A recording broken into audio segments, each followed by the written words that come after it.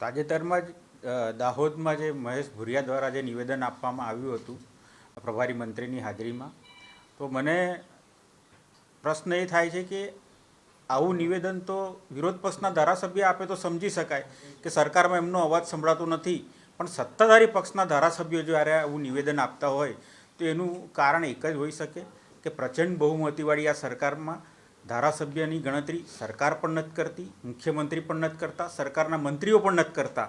અને આ ઘટનાક્રમ જોઈને અધિકારીઓ બી સમજી ગયા છે કે ભાઈ આ ધારાસભ્યને જો આ લોકો જ નહીં ગણતા હોય તો આપણે પણ ગણવાની જરૂર નથી. એના કારણે આ આક્રોશ મહેશ ભુરિયાનો આવ્યો હોય એવું લાગી રહ્યું છે. અને બીજી એક વસ્તુ એ પણ છે કે ધારાસભ્યએ અધિકારીની ફરિયાદ સરકાર સુધી પહોંચાડવી જોઈએ. જો એમના મત વિસ્તારનો અધિકારી એમનું સૂચનાનું પાલન ના કરતો હોય તો એમણે મંત્રી સુધી ફરિયાદ કરવી જોઈએ.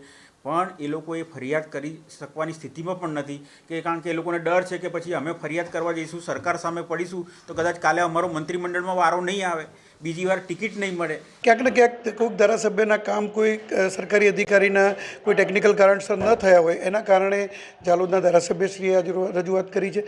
બીજું કે કોઈ પર્ટિક્યુલર કારણ પૂરતી રજૂઆત હોય, સમગ્ર તંત્ર માટેની આ રજૂઆત ન હોઈ શકે એ સ્પષ્ટ છે. બીજું કે કોંગ્રેસના ધારાસભ્યો જ્યાં સુધી આ વાત કરી રહ્યા છે તો કોંગ્રેસના ધારાસભ્યો ચાલતી ગાડીમાં બેસી અને પોતાનો રાજકીય રોટલો શેકી રહ્યા છે.